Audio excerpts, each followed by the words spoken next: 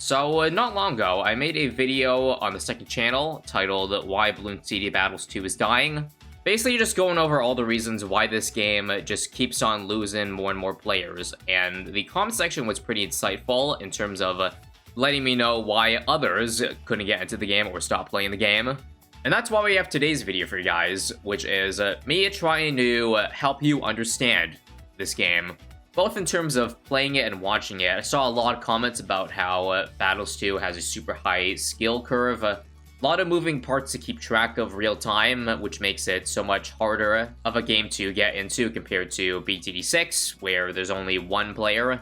One side, the objective is very simple, but not so much if you're a new player here. So let's jump into a game here so I can analyze and explain what's going on. Because despite hearing a lot of you guys in that comment section about not enjoying the game, I still enjoy playing it despite its flaws, and I'd love to keep sharing content of it. Competitive, exciting content that hopefully could be understood by as many people as possible. So starting all the way from scratch with the basics here, everyone can start with one hero and 3 towers. This is a post-commentary, by the way, in case you couldn't tell, just so I can give you my best analysis of what's going on here.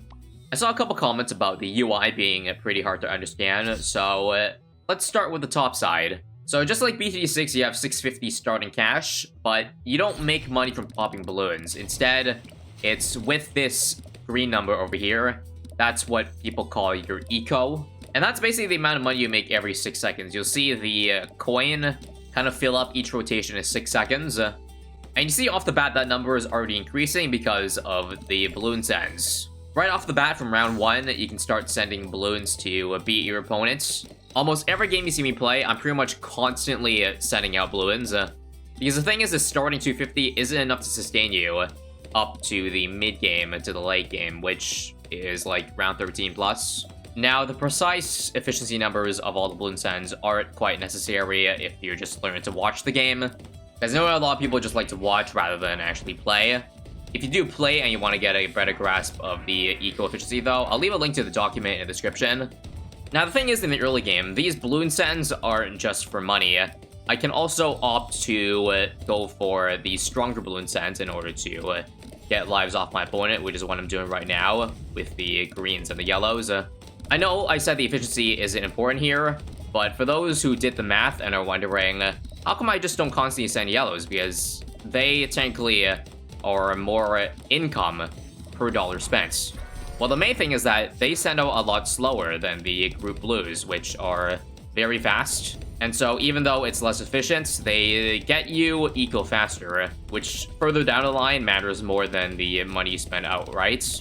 Now, moving on, I haven't talked about this strategy I'm doing yet, but the specific strategy isn't really what I want to focus on, since that changes every video, and I'll probably end up explaining the strategy I'm doing in depth, like for that specific video, because it's more fitting. But generally the way I planned out my defense with my loadout is basically spending or finding the cheapest defense that can defend all possible sends up to that current round. So right now that would be a cannon ship up to round 5. And basically the rest of the money I'm pouring into getting my eco higher. So you'll see that I'm almost always left with very little money. Because that's how you gotta play the highest level Hall of Masters in order to, you know, get an advantage over your opponents. And that's why I'm starting instantly with the Hall of Masters game instead of just, I don't know, a lower arena match where things are much simpler. Because again, a lot of my videos are going to be based on Hall of Masters gameplay. Because that's the arena that I'm in and where I can get these exciting matches for you guys. Now, back on the topic of understanding the UI. So on the bottom left corner, there are 3 locked icons. Basically, you can either choose to regrow, camo, or fortify your balloon sends.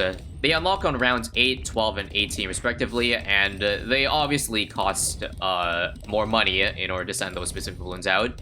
So that's why you only see me use it when necessary. So you see right here, I'm doing a couple of regrow zebras. Now, this isn't specifically a kill, but that obviously would be nice. It does get my opponent not down any lives. Well, actually, a couple of them.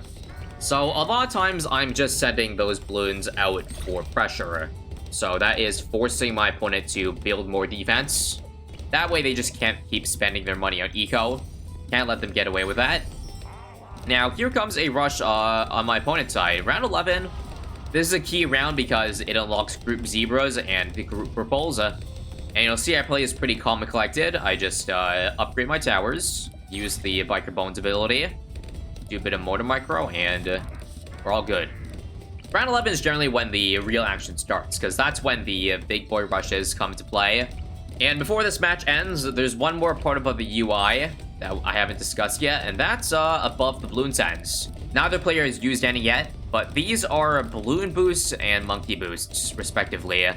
Each player gets 3 of them per game, and it's very important to keep track of because it's so powerful. In fact, you'll see right here that round 13 is here, and so my opponent's trying a scary rush. Rainbow, zebras, purples, the whole gang has showed up, and this one I've decided I cannot defend with my current defense. So I go ahead and use a monkey boost, which increases my attack speed.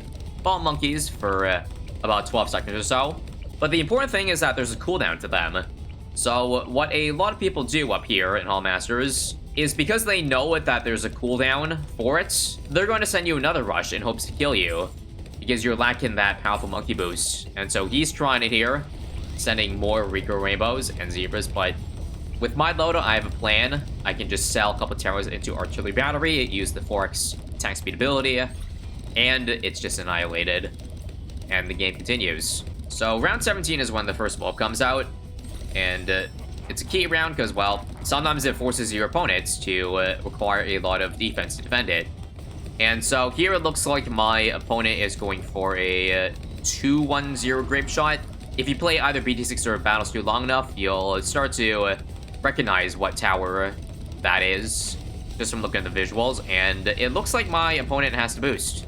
And in fact, it looks like it almost kills him, but I think that's just desync. Desync is basically just where what you see on your screen doesn't line up with what happened on theirs, and looks like they survived with 3 lives. Well done. Now, however, the fortified multiplier starts around 18, so you can send a fortified Moab, which, yeah, is even harder to defend now that, remember, he used a boost, so he doesn't have one for the next 15 seconds. So how is he going to defend this? Well, he's got the same towers as me, 2 of them at least, so he's going to go for an artillery battery. The thing is on ports, there are 2 exits for the normal send balloons and the player send balloons, and so the normal send balloons end up killing him. GG's, and I hope you understood what happened throughout that game. If not, let me know in the comments, as that's something I can add on to in potentially another video. But yeah, let's go ahead and analyze another game. This time we're going to use farms, because the first game you saw there was just pure eco. That's generally easier to understand, because there's only one variable in the equation, aka your green counter. But this is where things start to get a little more complex, and probably is where it loses a bit of people. Because now you have to deal with 2 things at once, because the thing is, unlike Battles 1, I think I remember in Battles 1, when people went farms, they only went farms and didn't send any balloons to increase their income. But here in this game, players have found out what's most efficient, and what's most efficient is still sending out balloons, but getting farms with that excess money you have. So that snowballs your lead even more against people who are just going, you know, pure eco. So yeah, now we're running a meta strategy in Dartling Farm Ice. This is one I like to run in Glade, as it's a pretty short map, and this is a pretty solid short map strategy. I saw a lot in my extras video comments that a big reason why people didn't play this game is because of basically requiring the meta in order to win, and that Dartling being OP is one of the main culprits of the game being unfun. But honestly, again, I stand by my point that this game is still as balanced as it's ever been. Not that that's supposed to mean that we're in a perfect spot. I'm just saying that it's better than it was before. Now, before I continue my point, I have to bring up what's going on in this game. Kaizo here just went for a round 2 farm, and that's what you call way too greedy. Because I played this game enough times with Dartling and farm to know that he will struggle to the round 3 balloon sends, because there's no way he has enough money to upgrade his Dartling and get a farm. And so I'm going to waste one of my balloon boosts this round in order to force him to either lose a lot of lives or use a monkey boost, which he does. So now he's down 1 monkey boost. We just keep track of that in our heads as the game goes, and yeah, these are just the little things we do up in the Hall of Masters just to get an advantage. But back to what I was saying earlier, I know I am using the quote-unquote meta for this game, but you saw in the last game, we could just run boat mortar and do just fine. Same with the other opponent. Of course, that strategy I used in the last game doesn't work on every map, The thing is, I really don't think you need to run the best loadout in order to win. But I understand why people are frustrated either playing against it or feeling like they have to, because it is, well, to an extent, an easier strategy to climb with. That's understandable. Now, going back to the game here we go to round 7, where we unlock grouped yellows.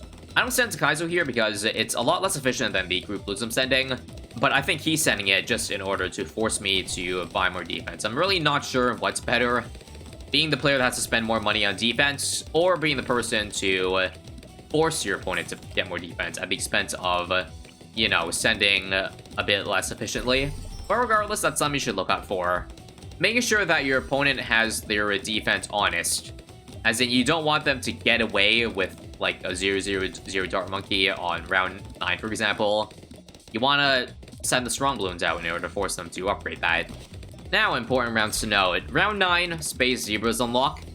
And it is known that Dartlings struggle to hit unless you spend a lot of money on it. So I'm just constantly sending it because, at least this update, they're pretty efficient. So I don't lose too much from having to send a million of them. And now that we're approaching those very key rounds, starting round 11, I have to get up my defense too, in a crowd cannon.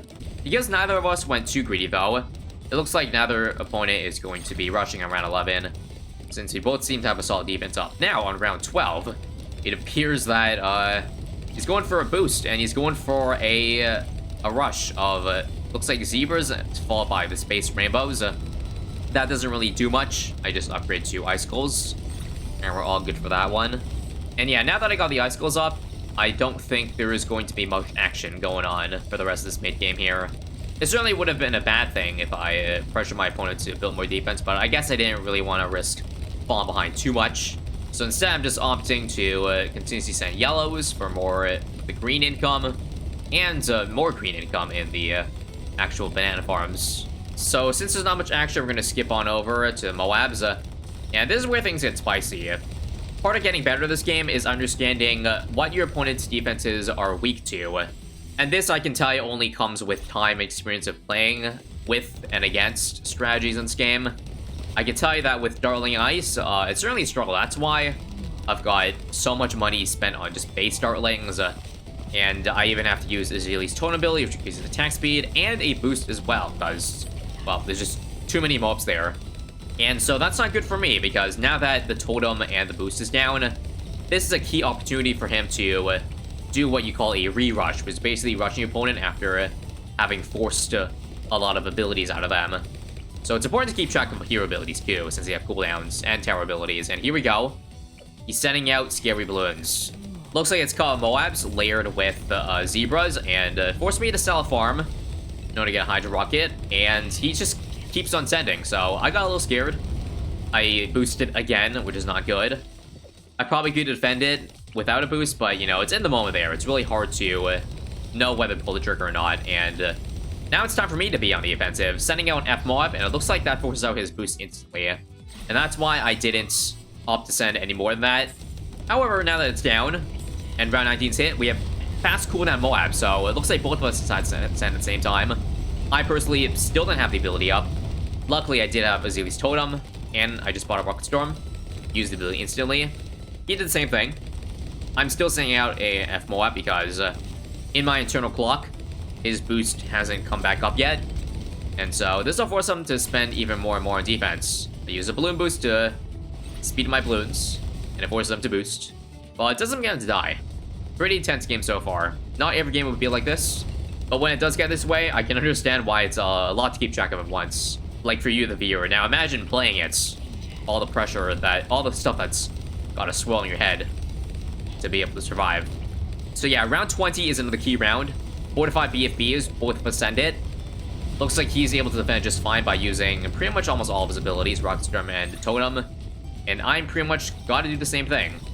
Except I also have to boost, which is not great. Not great at all, guys.